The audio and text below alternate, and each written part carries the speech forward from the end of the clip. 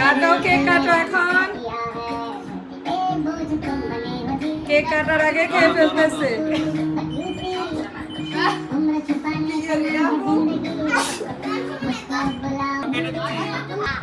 এই যে আমরা কার কেক খাচ্ছি আজকে? কার জন্মদিন আরাস?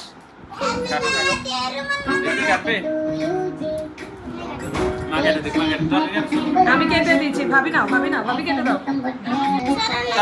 আরে